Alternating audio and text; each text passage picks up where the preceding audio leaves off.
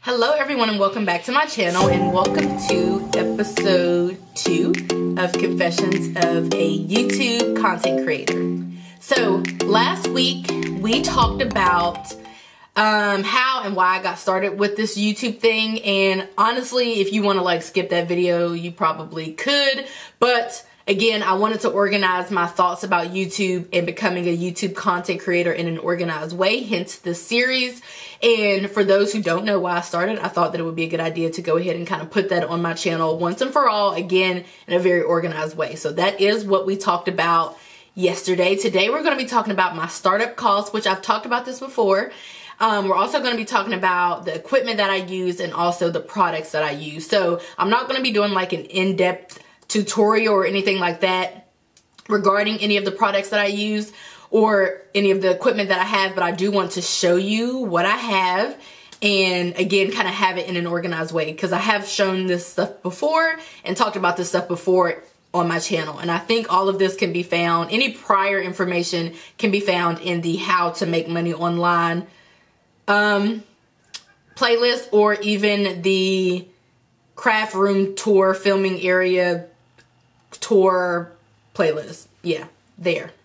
Okay, so I want to talk startup costs. So as we all know, in July 31st, on July 31st, 2017, I uploaded my first ever YouTube video, which was like a 5-minute situation. And again, if you watch that first video, then you know what the video was about and all of that. That's kind of the purpose of me doing a series, so that I'm not forgetting things and everything's just kind of cohesive. So I'm not going to go into detail about that first video, but just to know that was July 31st, 2017. And you'll hear me say that I started my channel August 2017 because honestly, I was like 3 hours. The video went up like 4 hours away from August the 1st of 2017. So I just say August 1st, 2017. So getting started, you guys, I actually filmed on this here phone, which this is actually my work phone, and this is a 6S.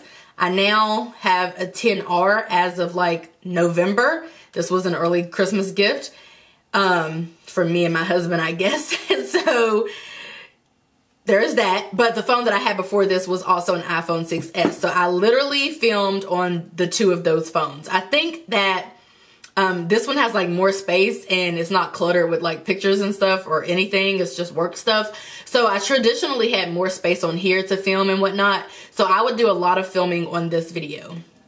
Now, as far as the cost of that, well, I already had the iPhone 6S. By the time I started YouTube, the phone was actually paid off. So basically, obviously, I'm going to tell you that you don't really, if you have a phone with probably, this has, I think, like, don't get me lying, I want to say like 10 megapixels, 8 megapixel camera, 10 megapixel camera. I know for sure this one has 12, and I think this camera has 16. So, I mean, honestly, the quality of all three of them are pretty decent. And this one is really great. I mean, this is not too far off from that. That just, it's still a little bit better, honestly, but this isn't too far off. But yeah, if you have an iPhone 6S or really any phone with like a decent camera, I would say like 8 megapixels or better, because this is 16. So if your quality was half as good as this, starting out, I feel like you would be fine. Because I know a lot of people who have also started out using phones, and some people have Androids, and no shade towards Androids, but we all know how those cameras can be. But if you have some type of like, you know, iPhone 6, really iPhone 5 or better probably, Notes, Galaxy Note, I don't know the Android phones, but more of the story is I started on my iPhone, so the startup cost as far as like what I needed to actually film videos was basically zero, just because I already had the phone. Now, as far as lighting, because I feel like there are a number of things that you need whenever you're getting started with YouTube. One of them is obviously lighting. So I'm gonna be real with y'all. That's the purpose of this series.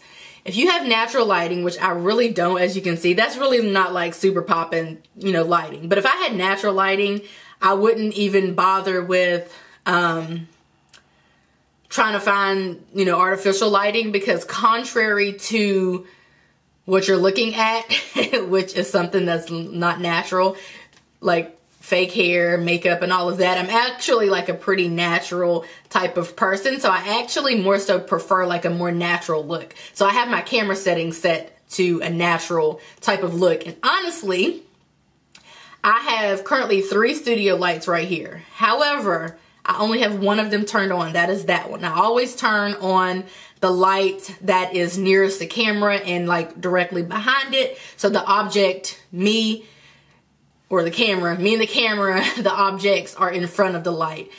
It just looks better that way, I think, than like having like a random light coming from here or there or whatever the case is. But I did not have any studio lights when I got started. I just went ahead and started talking about those.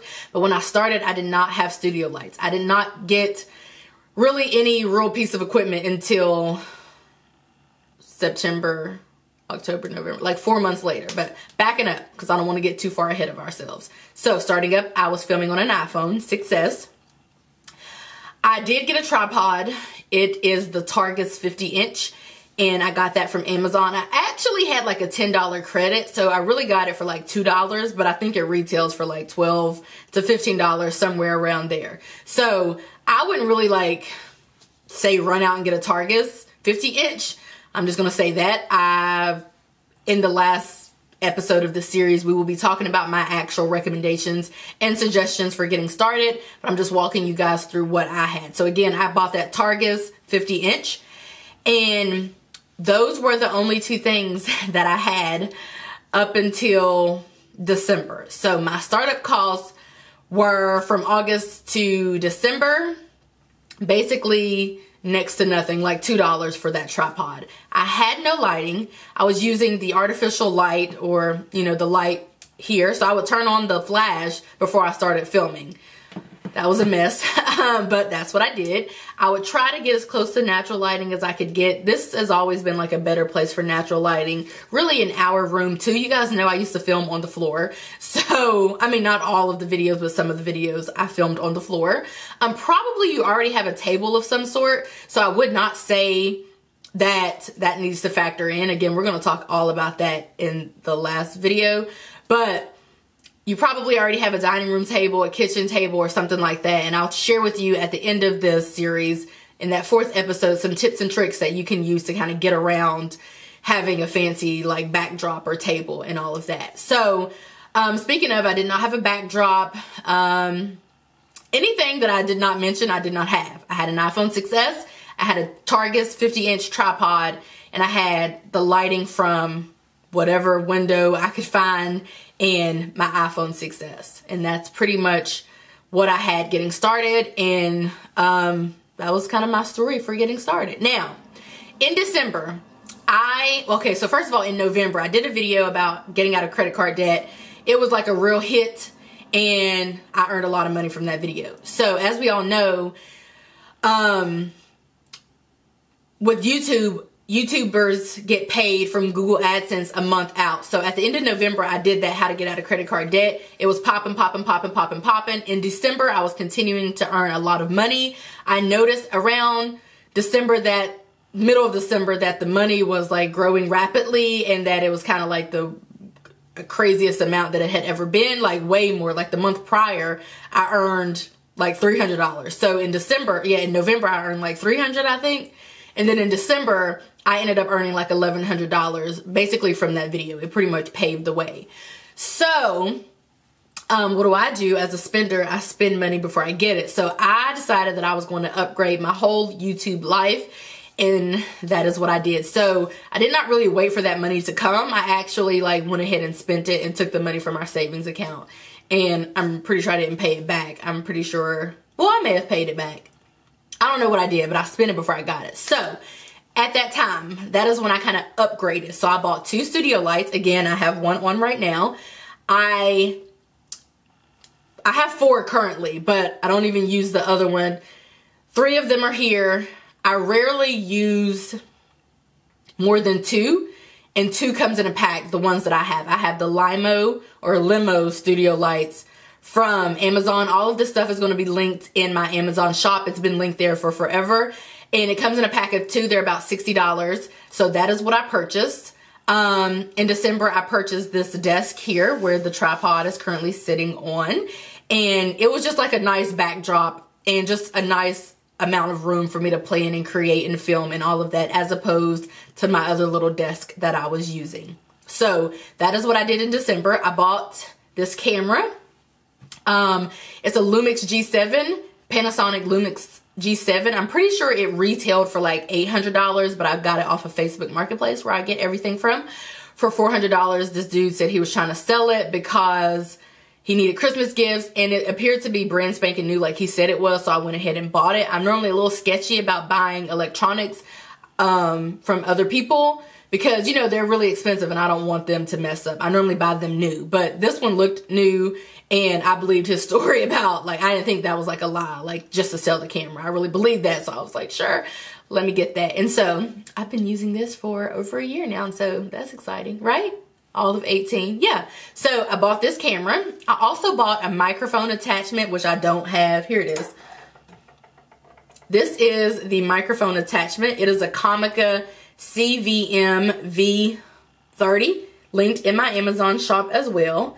I bought this, and you just kind of sit it on top of there and you like twist it and it kind of sits on there. I rarely use this, you guys. Sometimes I do.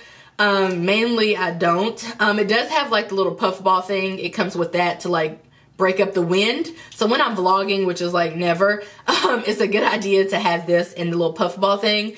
But like I said, it's sitting over here right now. So yeah, I really don't use it all that much. It's kind of sitting there just like those two studio lights are currently. But I did buy that. I bought a lapel or lapel mic, also linked in my Amazon shop. I've never used it ever, but I did buy that in December. I just bought a whole bunch of stuff, which is what we're going to talk about in the last video, about what I would actually recommend you purchasing. But I'm telling you what it is that I purchased.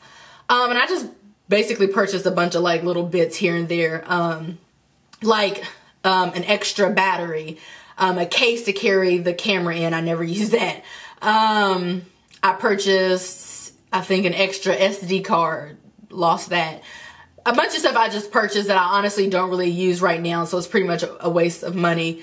But those are the things that I decided to purchase in December. And I will say, not last December, because last December was the December 2018, but December of 2017, I would say that was the first and the last time I really invested a bunch of money. And all in all, that was less than $1,000, because again, the camera I got for $400 for cheap, for basically half off, and then all of the little bits and things here and there, everything including the desk and all of that was under $1,000. So basically, what I'm telling you is there's only one other thing that I actually purchased just last year, so a couple of months after December 2017, that I really use and really stand by. But pretty much the bulk of everything was purchased in December of 2017, and I would say all of those things I still love and use to this day. Well, some of the things I don't use, but the things that I did purchase then are pretty much the things that I still use now. I just don't use all of those things. I'll tell you what I actually use. I use that microphone every now and again. I use this camera, and I use the studio lights. So in February of 2018, I probably made the final purchase that would complete my setup, and that was this tripod here. I actually have two of them. I recently bought another one, but I really don't use that a whole lot. And yeah, so basically this tripod, the one that I use, I'll roll a clip right now so you can see what it is. It's the Zoomy tripod. I got it from Amazon as well, and it's also linked in my Amazon shop. And it kind of transformed my overhead game because, well, first of all, it kind of is stationed. It does not move. And I just put my camera right on there and I just press record and everything's all set up, and I'm ready to do my budget with me's. I'm ready to do my plan with me's and those kinds of things. So I don't really know what other tripod, there are other, contraptions out there that would probably work. I know of people who have other types of like rigged up things. But honestly, if you're going to be doing plan with me videos and videos where you're showing your hands, I'm just going to have to say right now, fully recommend the tripod that I have, because it has an arm, like an extending arm, a rotating arm, and it honestly just changed the game. And so again, that was February 2018. So still all in all, even with the purchase of the $150 tripod, I'm still only about at $1,000. Now, since then, I've only purchased a very few amount of things. I purchased another tripod for $150, and that was probably like 2 months ago, honestly. Yeah, probably like November of 2018. So months and months down the line. And I also purchased this vlogging tripod, which is where my camera sits today, which is why I don't really use that second tripod a whole lot since purchasing this vlogging tripod, because I'll just set it up and film. I don't know if I can put my microphone on here and it sit up though, because it'll probably tip over if I put my microphone on the camera, because it makes it super heavy. So that may be the reason why I don't really use the microphone, or the reason why I'm choosing not to use that other tripod. I'm really not sure, but this is the vlogging tripod thing is actually a monopod that turns into a tripod, which is the coolest thing ever, especially for a vlogger. But I've only recently been getting into vlogging. So if you're going to do that, I'd probably recommend this. But as far as like plan with me videos, budget with me videos, anything where you're showing your hands, unless you can come up with a contraption of your own, I'm gonna recommend just go ahead and buying the expensive $150 tripod. But yeah, that's pretty much all that I have invested into my channel. Altogether, it's probably barely $1,000. And I earn well over $1,000 every month. I've been earning well over $1,000 for really as long as I can remember. I mean, I've only been on here a year and a half, but probably the last year or better, I have been earning over $1,000. And again, my investment in my YouTube channel has been very small in comparison to the return. So what I want to talk about now is actually some of the products that I use. Now, I don't know that this is like really imperative, but sometimes I will grab a clip like of something on my iPhone, and sometimes I'll take a picture and add it in and like put it in my YouTube video, which then means that I'm kind of using it for my YouTube channel. But if you have an iPhone like we've talked about before, or any other type of phone with a decent camera, you should be able to do the same thing. I wouldn't recommend, like a lot of people use their iPhones or their cell phones as their point and shoot cameras. So I wouldn't recommend going out and buying like a second one or anything like that. And if I want to do like a dual video of 2 different shots, like, you know, me talking to the camera and me doing like the top down thing where I'm writing or something, I would just use this for the top down view or whatever the case is. So yeah, for which case, again, make sure you have like a decent phone, but I wouldn't say run out and buy another camera or anything like that. That's a bit much.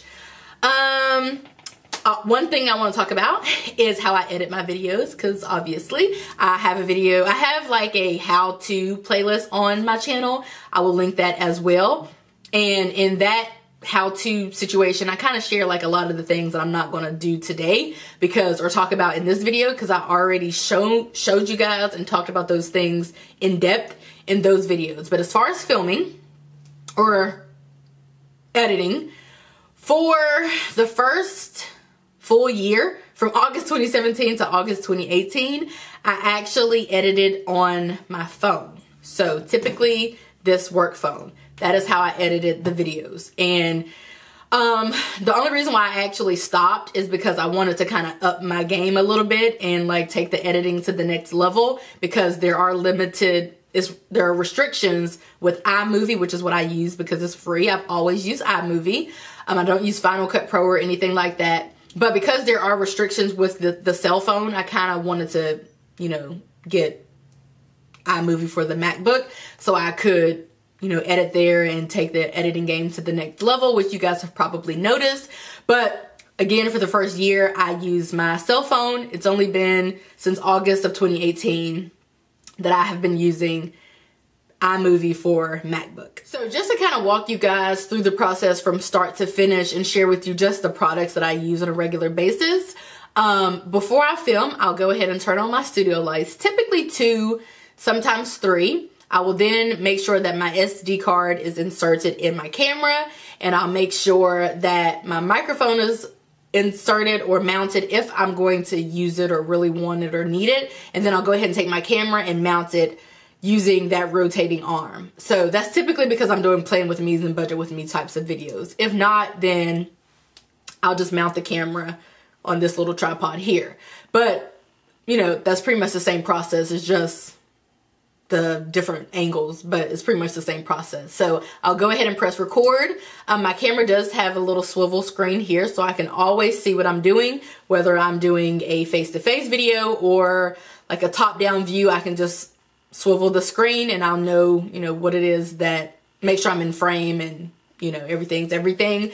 But I'll go ahead and film the video. I then take the SD card from the computer, or from the camera. I put it in my computer, which is a MacBook Air.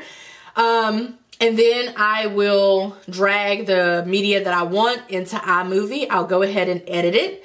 And then I will actually save, sometimes I do this, sometimes I don't. If it's a video that I actually care about, I will save the video to my hard drive, my external hard drive.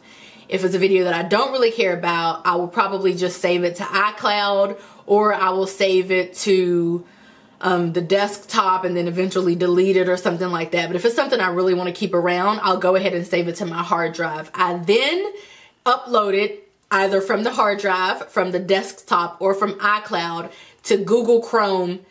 And because I prefer uploading on Google Chrome, so I just type in YouTube, I go to upload video, and then I just click on whatever the video is, because I think that uploading using Google Chrome is easier than using Safari. It's just quicker, and it just seems to have like a more user-friendly type of experience. I then go ahead and let it do its thing, and then I go to Canva and I go ahead and take a screenshot at some point throughout the video if I did not remember to take like an actual like thumbnail video, and then I'll go ahead and go to Canva and create my thumbnail, which takes like a hot minute.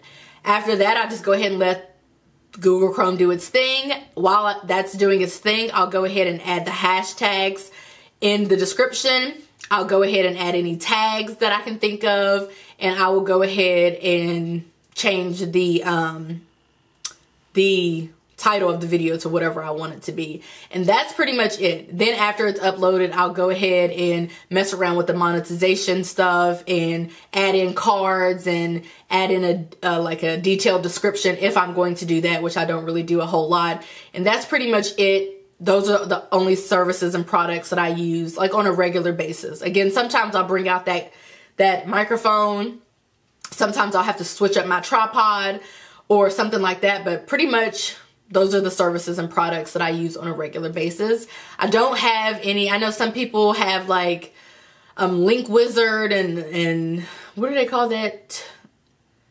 TubeBuddy, some of these other things to help them to get the right hashtags and tags and stuff like that. I don't do any of that. Should I do it? Probably, but I'm kind of lazy and I don't feel like it, so I don't do it. So I don't really have any suggestions as far as that goes. A lot of people will ask me what I use to get my description and tags and stuff, and I don't use anything. I just put what I think makes good sense. You know, like if it's a plan with me, I'll hashtag plan with me, or if it's an Erin Condren product or whatever the case is. So I don't really do anything outside of that. So, you know, the process does take 2-3 hours, sometimes even 4, you know, to edit it and all of that. One other thing I want to mention, if I didn't mention it already, is that I will sometimes get no copyright music from YouTube or something like that, typically YouTube, and use it for my videos. But as you guys know, I don't really do music a whole lot, so I'm not really doing that a lot. But I don't buy any music. I just get no copyright music or music from the YouTube audio library. And that's pretty much it. I don't really have any other services or products that are worth mentioning that I can really even think of and that are related to my YouTube channel. So that is pretty much it for this video, you guys. Next week, we're going to talk about how much I make. Can't forget that. How much I make, when I post, and like if there's any rhyme or reason to my posting schedule. And we will also talk about how I make money. So how much I make and how I make money. So anyway, make sure you check out Tarshel's video. It actually went up this morning because she was on top of it, and she's going to be bringing you guys the same information that I am bringing you, but from a more newbie perspective. So anyway, without further ado, oh, that's what I say in the beginning. Never mind. What do I say at the end? So that's all for this video. I hope that you guys enjoyed it, and I will catch you in my next one. Bye, guys.